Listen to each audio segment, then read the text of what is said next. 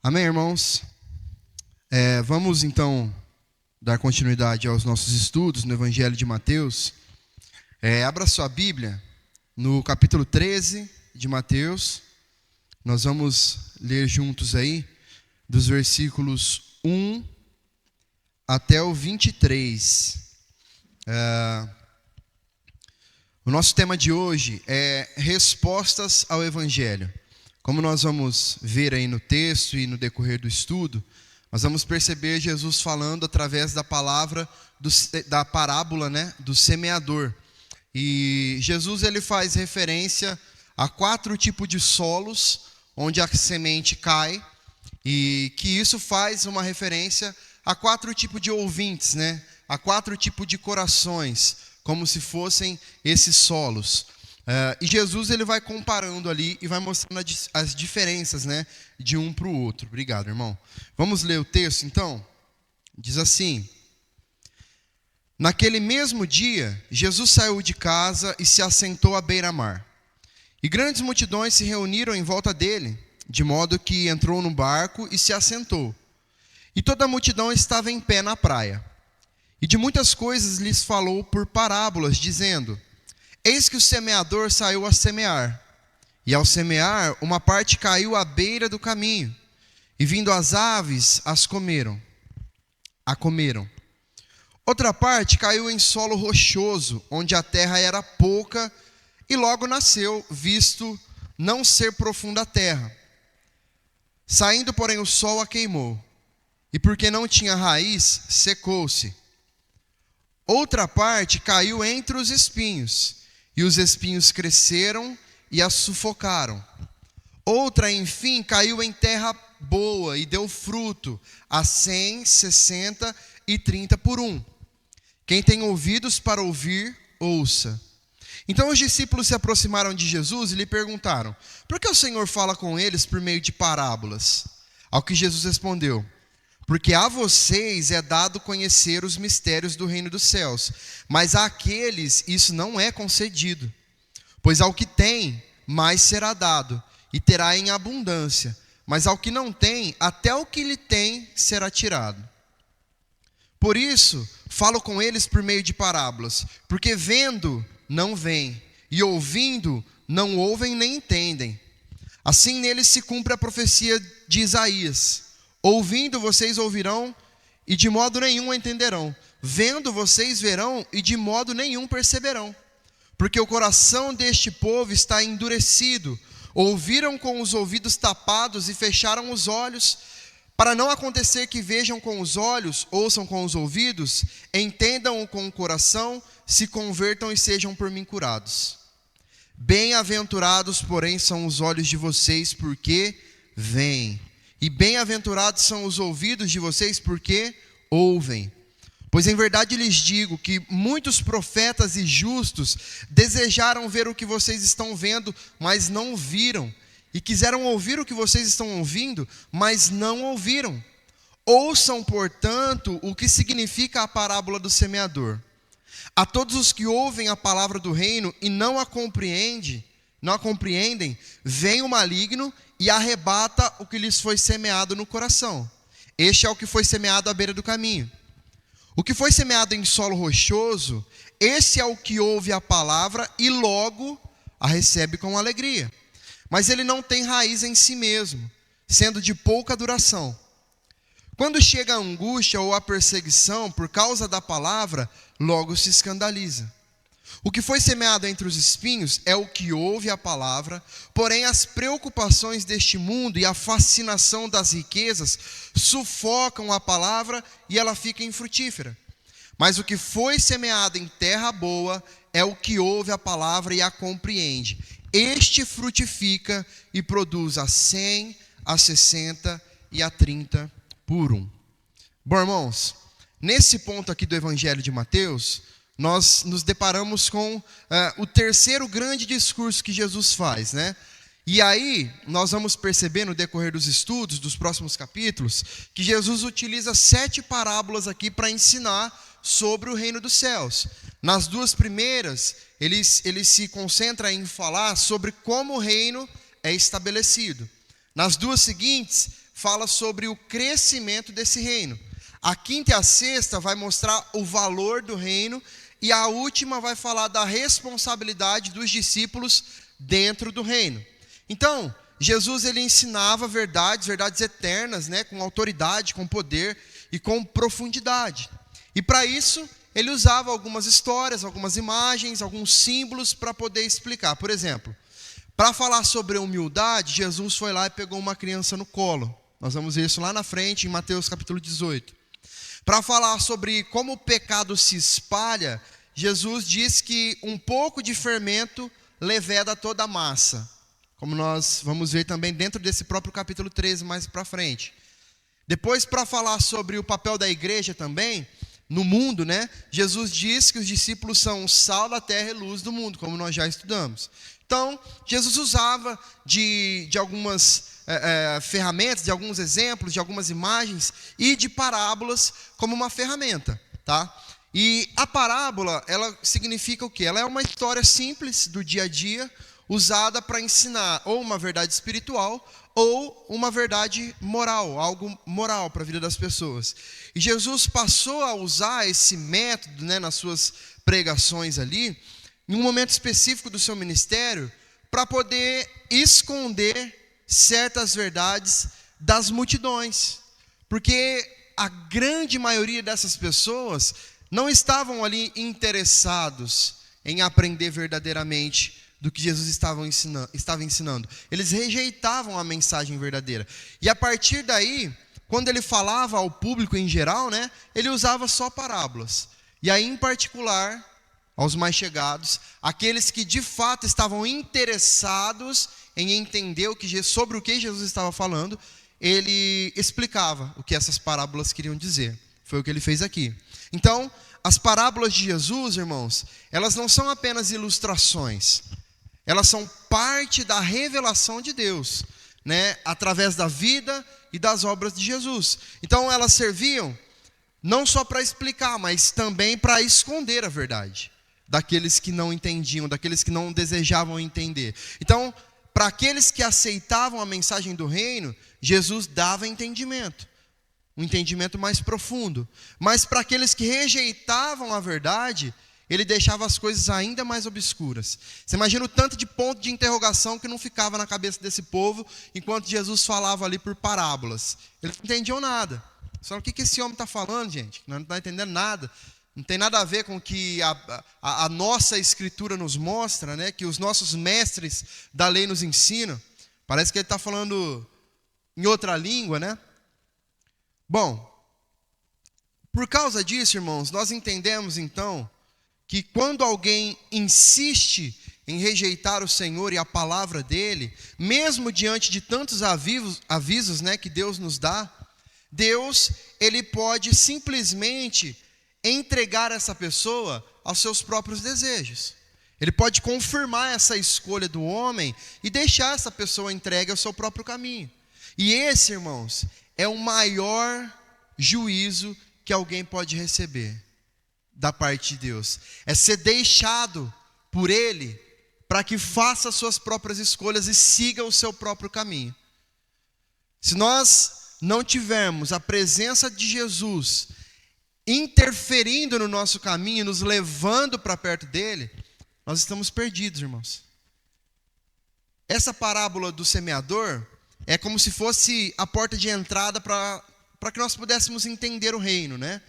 Ela é como uma chave ali para abrir a nossa compreensão. Marcos capítulo 4, versículo 13, vai dizer assim sobre essa palavra. Sobre essa parábola, né?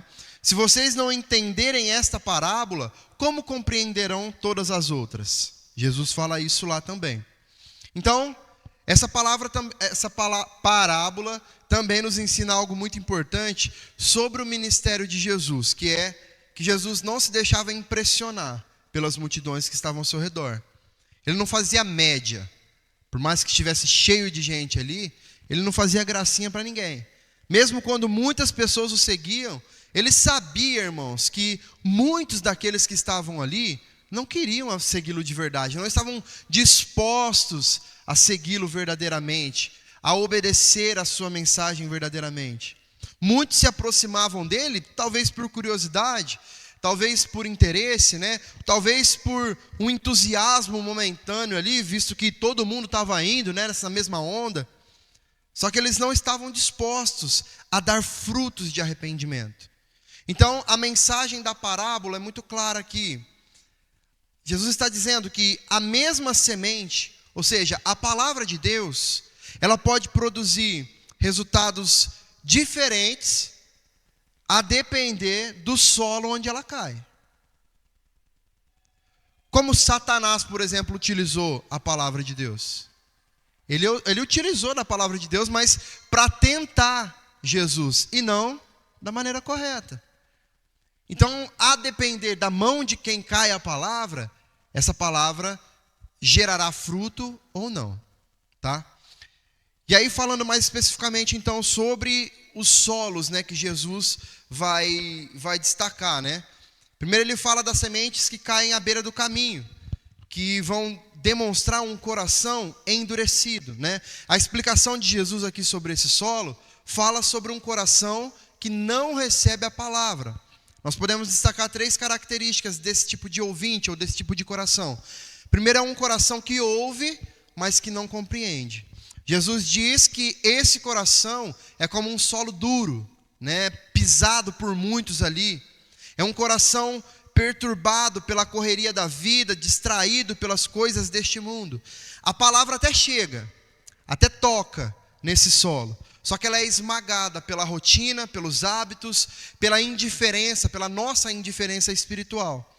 Muitos, no decorrer de suas vidas, não enxergam problema na sua vida espiritual, no seu estado espiritual. E por causa disso, muitas vezes vivem satisfeitos com a sua própria vida. É o tipo de ouvinte apático, negligente, até mesmo hostil ao evangelho. É esse tipo de solo que o representa, né? A mensagem bate no coração e volta sem causar transformação alguma. Esse coração escuta o sermão, só que ele não presta atenção com seriedade, com verdade, com disposição, né? É o que acontece, irmãos, nos nossos dias. Muitas pessoas frequentam as igrejas semanalmente, só que continuam vivendo sem fé, sem temor, sem obediência à palavra de Cristo que está sendo pregada, que está sendo ministrada semanalmente, né? Satanás, ele surge para roubar a semente dos nossos corações. E muitas vezes, muitas pessoas estão morrendo nesse estado aqui, sem salvação, sem que a semente de fato germine em seus corações. Uma segunda característica é esse coração pisado, endurecido, né? Isso simboliza como muitas influências passam pelos nossos corações e se tornam e nos tornam, né? Tornam às vezes o nosso coração insensível à palavra. Como se nós, sabe quando você cria um calo na sua pele e o que você bate ali, às vezes você já nem sente mais, porque aquilo já foi criando uma casca, algo duro ali, que não permite chegar na raiz, na profundeza ali da sua pele. É como se nós estivéssemos calejados, o nosso coração, né? Então, se nós estudarmos ali historicamente, os caminhos da Galileia eram como trilhas entre os campos, né? Onde o trânsito ali era muito grande, muito constante, né? E aí essa terra por onde o trânsito, as pessoas passavam, os animais passavam, ela foi se tornando cada vez mais seca. Ela não era arada, ela não era cuidada. E aí ela foi se tornando tão dura quanto o asfalto, por exemplo. Por isso que a semente que caía ali não penetrava no solo. E aí ela ficava exposta até ser pisada por alguém ou então comida pelas aves. Assim é o coração, que não é preparado, não é quebrantado pelo arrependimento, pelo toque do Espírito Santo, né? Uma outra característica é que esse é um coração onde Satanás rouba a palavra. As aves aqui que comem essa semente representam o Satanás nessa ilustração, né? A cada semeadura da palavra, irmãos, o diabo ele se levanta para tentar de alguma forma combater os efeitos dessa palavra. A evangelização, irmãos, ela também é um campo de batalha. onde Satanás está a todo tempo procurando cegar os olhos daqueles que recebem a palavra, para deixá-los cada vez mais incrédulos, para impedir a ação transformadora do Evangelho. E aí ele trabalha tentando combater a frutificação dessa palavra nos corações. Depois Jesus vai citar um solo rochoso, né? Que representa um coração superficial. Esse solo aqui, ele não se refere a um terreno cheio de pedras, propriamente dito, porque se assim fosse, qualquer lavrador poderia chegar, limpar aquela área, tirar essas pedras e plantar, né? Cultivar a sua plantação ali. O que significa isso? Em muitas partes de Israel, existe uma camada de rocha logo abaixo da superfície, né? Em alguns locais ali, essa camada de rocha, de pedra, né, de algo mais concreto mesmo, ela só fica abaixo de uma fina camada de terra, uma pequena camada de terra. E aí quando a semente cai ali, ela até consegue germinar de forma rápida nessa primeira camada de terra e pequena, só que ela não consegue criar raízes, né? As suas raízes, elas ficam rasas também, né? Pequenas. Ela não consegue criar forças para poder se enraizar mesmo verdadeiramente. E aí logo ela vai morrer. Quando vier o sol quente, né, vai bater ali e essa plantação ela não vai sobreviver. Sem profundidade para buscar umidade, né? As plantas elas até conseguem crescer no início, só que logo elas vão murchar, elas vão morrer. Então, nós temos um crescimento que começa bem, mas que termina mal. E esse solo representa um tipo de coração superficial. Esse coração superficial, ele responde prontamente à palavra, né, de certa forma, só que sem reflexão. Ele até recebe naquele momento, por um instante, aquilo até causa algo nele, mas quando ele sai daqui para lá, para fora, isso morre, isso cai no esquecimento. Não há cuidado, não há zelo por essa palavra. É uma aceitação imediata, talvez, que se revela muitas das vezes no calor do momento. É por isso que nós sempre batemos na tecla, irmãos, de que nós não podemos nos basear no que nós sentimos quando nós falamos do Evangelho. Nós estamos em um culto que às vezes as coisas são tão legais naquele culto, que nós nos sentimos tão bem, nós saímos dali com o nosso coração aquecido, né, de certa forma, por conta das coisas que nós ouvimos. Só que não é isso que revela de fato se o Evangelho teve efeito, né, surtiu algum tipo de efeito em nós. São pessoas que até recebem a mensagem com alegria, mas com a mesma rapidez que elas recebem, elas abandonam também. São pessoas que se deixam levar pela empolgação, pela novidade, ou simplesmente para tentar agradar, né, aquele que apresentou a mensagem. Trata-se de um coração instável, que muda facilmente de ideia. Esse coração superficial, ele também carece de profundidade e de perseverança. Esse tipo de ouvinte possui uma fé frágil, temporária, que não resulta de uma verdadeira regeneração do espírito. A princípio, ele até parece uma pessoa espiritualmente avançada, né?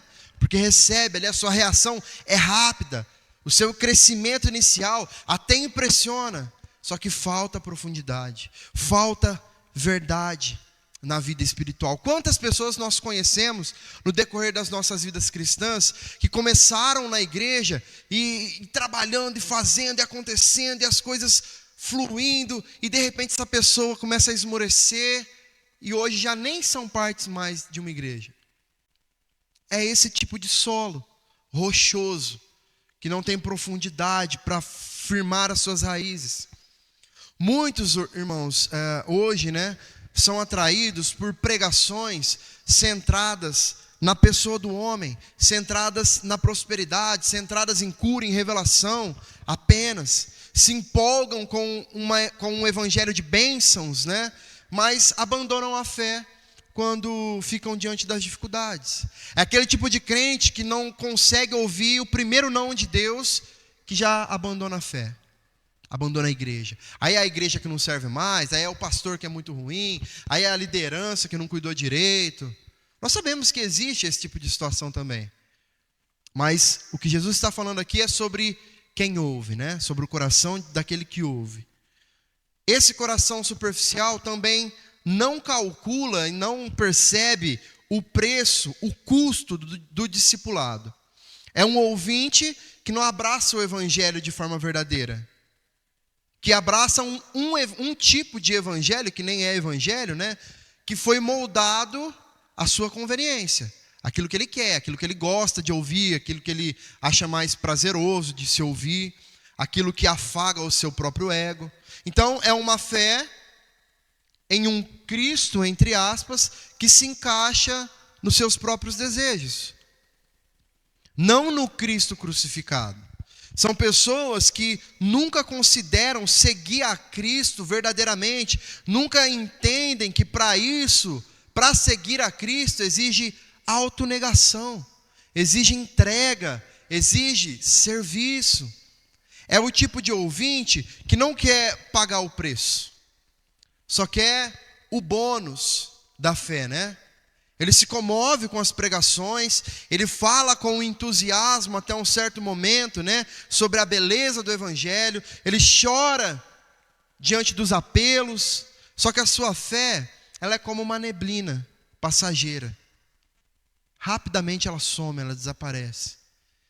E apesar de todas as emoções, falta a obra genuína do Espírito Santo nesse coração. Falta conversão verdadeira. E sem conversão, irmãos, essa pessoa caminha em direção à condenação eterna. Depois, Jesus vai falar de um solo cheio de espinhos, né? Esse é um solo que representa um coração ocupado, uma vida muito ocupada. É um solo até profundo e fértil. Só que a semente que é plantada ali, ela até começa a germinar, só que as suas raízes, elas começam a crescer escondidas ali, junto com as ervas daninhas, né? E elas não conseguem brotar verdadeiramente, porque elas são sufocadas por esses espinhos. Jesus explica que a semente entre os espinhos representa aquele que ouve a palavra, só que os cuidados para com este mundo e a fascinação para com as riquezas sufocam a mensagem, e isso torna a mensagem infrutífera, né? Então, é um coração ocupado. Ele até ouve a palavra, mas ele se distrai facilmente. Mateus e Marcos dizem que a semente caiu entre os espinhos, né? Lucas vai dizer que os espinhos cresceram junto com a semente. Esses espinhos, irmãos, são de plantas com raízes de até 30 centímetros de profundidade aproximadamente. Em alguns locais ali, esses espinhos, eles chegavam a formar cercas vivas, tão fortes, né, tão robustas, que pouquíssimos pés de cereal conseguiam crescer entre eles ali. E para aquele que tem o coração ocupado, o espírito do mundo, ele invade, né, dessa mesma forma, crescendo em volta, né, cercando a verdadeira mensagem, o verdadeiro fruto, né, sufocando a palavra. E aí diversos interesses nossos acabam tomando o lugar de Deus. Um coração ocupado, ele é sufocado pelos cuidados do mundo. O que isso significa? Isso quer dizer que a voz do mundo, ela se sobrepõe à voz do evangelho. Nós podemos chamar essa pessoa de um crente mundano, né? Alguém que deseja agradar a Deus e ser amigo do mundo ao mesmo tempo. Nós costumávamos falar muito, né, antigamente, que era o crente Raimundo, né? Um pé na igreja, um pé no mundo. Coitado do Raimundo, né? Não tem nada a ver com a história, mas para rimar a gente sempre falou isso, né? É esse tipo de coração que recebe a palavra, que tem ali, mas que os seus desejos, os espinhos que estão em volta da palavra, acabam sufocando a mensagem. Um coração ocupado, ele é sufocado pela fascinação da riqueza. É o que o texto também diz. Então, O desejo pelo dinheiro, pelos bens materiais, acabam se tornando o nosso Deus. E aí o nosso coração está sufocado. O fascínio, pelas riquezas acaba falando mais alto que a voz do Senhor. O esforço para poder conquistar uma posição social bacana, para ter bons contatos, acaba gerando tanta ansiedade dentro de nós que isso sufoca o desejo real por Deus. E aí a gente passa a usar Deus para começar a satisfazer esses desejos que nós temos. Nós começamos a usar Deus como um gênio da lâmpada para realizar os nossos desejos, as nossas vontades. E aí nós já não estamos mais dispostos a nos conformar à vontade dele. Um coração ocupado, ele é sufocado também por muitas ambições. É o tipo de ouvinte que é dominado pelos prazeres desse mundo. Ele vive em busca de satisfação pessoal. Tudo que ele faz é pensando nisso. É alguém centrado em si mesmo e não em Cristo. Não consegue olhar para Cristo e colocá-lo como centro da sua vida, dos seus sonhos, dos seus planos. Um coração ocupado, diante disso tudo, ele se torna infrutífero. Mesmo com um princípio de crescimento, de enraizamento ali, ele não chega a frutificar. Esse ouvinte, ele se torna apenas uma aparência de cristão. Apenas uma sombra, daquilo que ele poderia ser ou que ele poderia ter feito, Pois bem, esses são os 3 tipos de solo infrutíferos, que Jesus cita. E aí por último ele fala de um solo bom, uma terra boa, que representa um coração frutífero. E até essa terra, esse solo, ele é tudo o que os outros não são. É uma terra macia, ao contrário da terra endurecida à beira do caminho. É uma terra com profundidade, diferente do solo rochoso. É uma terra limpa, ao contrário do solo cheio de espinhos.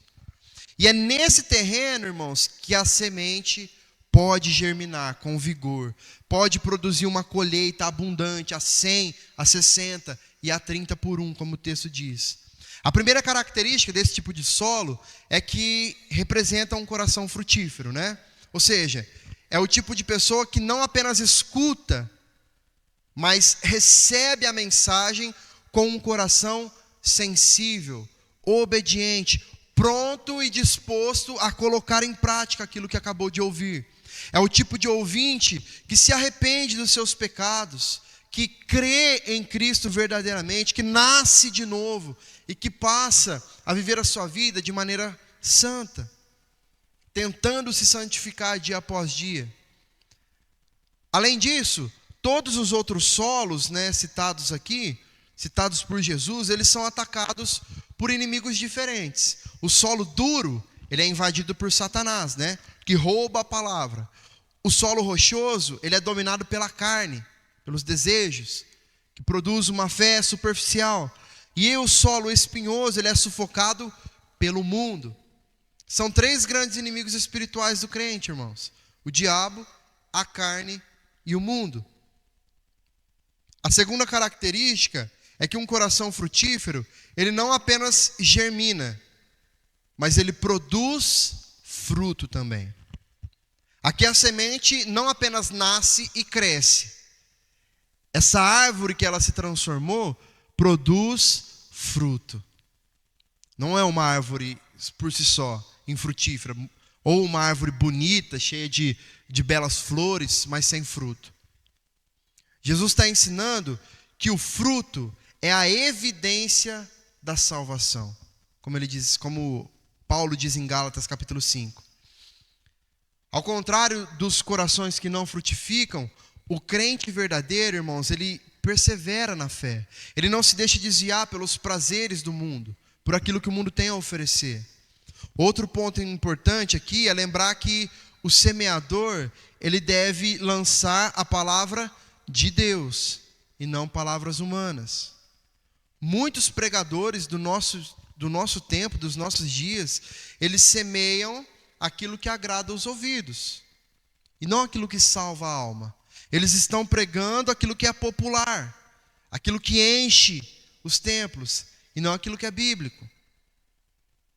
Há também aqueles que usam a palavra de Deus fora do contexto da verdade, que usam ali de textos bíblicos, mudam o sentido e o significado desses textos para criar o seu exército.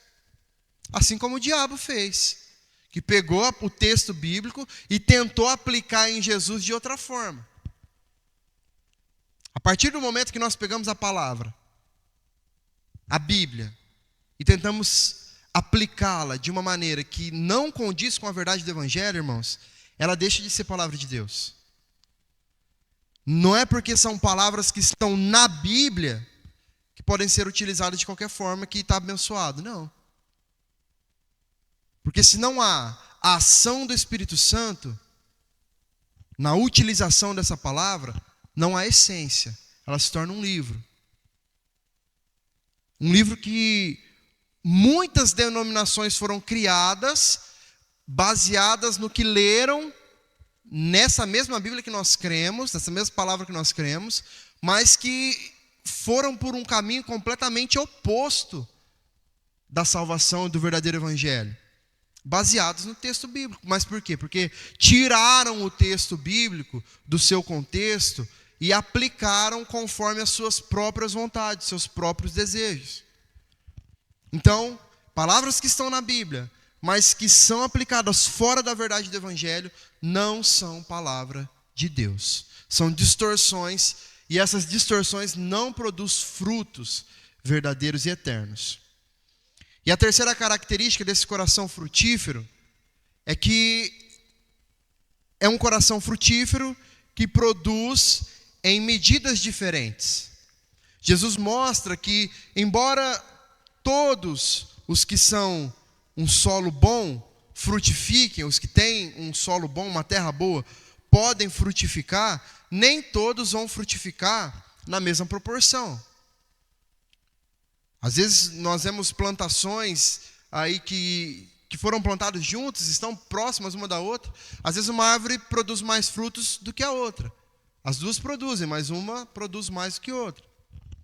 E isso, irmãos, mostra que esse grau de frutificação depende do nível de consagração dessa pessoa, de entrega dessa pessoa, de serviço dessa pessoa, mas principalmente do agir do Espírito na vida desse crente, de acordo com o propósito que ele tem, dos motivos que ele tem para nos usar. Então, nem todos são igualmente comprometidos, mas todos os verdadeiros produzem frutos, e frutos que permanecem. E é isso que importa. Nós não estamos numa competição para ver quem produz mais frutos. Nós estamos para produzir frutos, independente de qualquer coisa. É óbvio que nós precisamos nos aplicar, desejar sempre honrar mais e mais o nome do Senhor, porque aquilo que Ele fez por nós é muito maior do que qualquer outra coisa que nós podemos fazer para Ele. Mas nós precisamos ter essa consciência de fazer com a motivação certa, de gerar frutos, independente de qualquer coisa. Amém? Algumas aplicações rapidamente. Em primeiro lugar, nós precisamos cultivar um coração fértil para receber a palavra de Deus.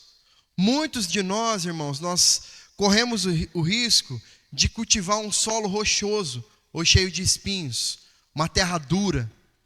O convite do Evangelho é para que nós façamos uma autoavaliação e preparemos o nosso coração da maneira correta para que ele seja um solo fértil, disposto a deixar a palavra germinar profundamente. Por isso que nós precisamos abandonar hábitos que endureçam o nosso coração.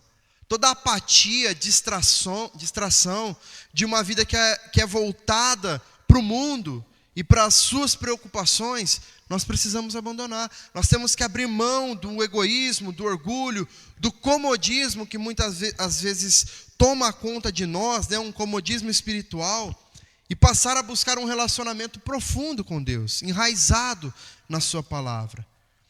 E para que isso aconteça, irmãos, é o que nós sempre mencionamos também, não tem fórmula mágica.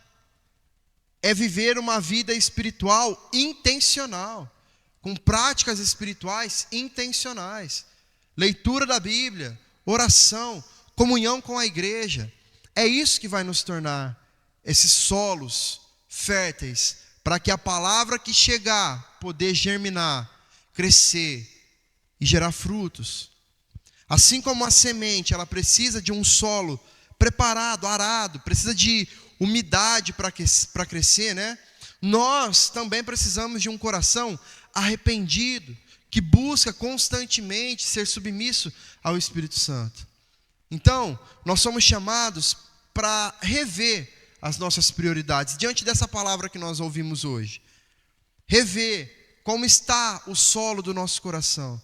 Se for preciso, fazer uma limpeza ali, para que a semente não seja sufocada pelas preocupações ou pela dureza. Em segundo lugar, persevere na fé durante a batalha espiritual na recepção da palavra. A parábola aqui nos lembra que a semente da palavra, ela é alvo constante do diabo. Alvo constante de ataque. Satanás, irmãos, ele não deseja que as pessoas cresçam na fé e produzam frutos para o reino. Isso é óbvio, né? Nós já sabemos. Então, ele vai usar de todas as suas artimanhas, todas as distrações do mundo, as ansiedades, as buscas pela riqueza, né? Até mesmo o desânimo, para poder nos impedir de viver o evangelho como ele é. De impedir que o evangelho transforme os nossos corações. Então, receber a palavra não é um evento isolado e único, paralisado. Não. Quando nós recebemos a palavra, isso se torna um processo nas nossas vidas, em que nós precisamos vigiar, orar e resistir ao mal, a Satanás. Efésios 6,12, Paulo vai falar da luta, né, que nós temos, que os cristãos têm, contra principados e potestades e os dominadores desse mundo. Como discípulos que somos, nós somos chamados a estar atentos, protegendo esse solo que é o nosso coração contra tudo aquilo que pode sufocar o nosso crescimento espiritual. E isso exige não só ouvir a palavra, porque isso, irmãos, nós já estamos cansados. Sinceramente falando, nós já estamos cansados de ouvir. Nós já estamos cansados até mesmo de falar sobre. Então não é só ouvir. As coisas começarão a ser diferentes, irmãos, nas nossas vidas, nos nossos ministérios, quando nós passarmos a aplicar aquilo que nós estamos ouvindo, a viver a mensagem do evangelho como nós precisamos. Lutar contra as tentações, nos mantermos firmes e confiantes em Deus, mesmo diante das tribulações. É isso que vai começar a fazer diferença. Nós temos um chamado para as nossas vidas, para que nós vivamos conscientes da guerra espiritual que nos cerca. Cuidando da nossa vida espiritual, para que o diabo não nos roube a palavra. E roubar a palavra aqui, irmãos, não significa que nós deixaremos de saber, mas significa que mesmo sabendo, nós não a praticamos. E aí nós estamos permitindo que o Satanás roube a palavra de nós. Precisamos confiar na graça de Deus para poder superar as provas e assim produzirmos frutos duradouros. E em terceiro lugar, seja responsável pela resposta à palavra. Jesus nos ensina aqui que muitas pessoas ouvem a palavra, só que não a entendem, não aplicam, porque os seus corações estão endurecidos, estão focados em outras coisas. E essa parábola também serve para esconder a verdade daqueles que recusam o reino, como nós vimos, né? Confirmando assim o juízo de Deus sobre a vida deles. Então, o chamado bíblico é para que nós façamos a escolha certa, de abrir o nosso coração à palavra, verdadeiramente, para que assim ela possa produzir vida. Nós precisamos ser aqueles, irmãos, que se interessam por aquilo que Jesus está nos falando e nos aproximamos dele ainda mais para que ele possa nos explicar mais de perto. E não aqueles que estão ali, diante da palavra, apenas por estar, apenas para tentar tirar algo de bom para o nosso próprio benefício. É o que a multidão estava fazendo. Então, irmãos, diante disso, nós também não podemos culpar as circunstâncias ao nosso redor, as circunstâncias externas, né, pelo nosso afastamento de Deus. Nós somos responsáveis, totalmente responsáveis, pela disposição do nosso coração. É muito fácil nós nos colocarmos num lugar de julgamento, de juízo, onde a igreja é ruim, onde o pastor não serve, onde a mensagem não é boa, onde o louvor não foi legal. Porque é a luz, porque é a cadeira, porque... É muito fácil. E nós? E a nossa disposição de ser verdadeiramente aquilo que Cristo nos chamou para ser? A palavra, irmãos, ela nos desafia a um arrependimento genuíno e diário. Algo verdadeiro. E essa decisão implica deixar de lado as desculpas. Se nós passarmos a nos preocupar mais com aquilo que nós estamos sendo diante de Deus e da igreja, nós seremos uma igreja muito mais forte, muito mais fortalecida, muito mais santa, unida. Então entenda que a resposta que nós damos hoje, irmãos, a semente que é lançada, vai determinar como será o nosso futuro espiritual. Porque o nosso futuro é construído no nosso presente, com as escolhas que fazemos, com as decisões que tomamos hoje. Por isso que é tão urgente acolher a palavra com fé, com obediência, para que assim nós possamos experimentar uma vida abundante que Cristo nos oferece.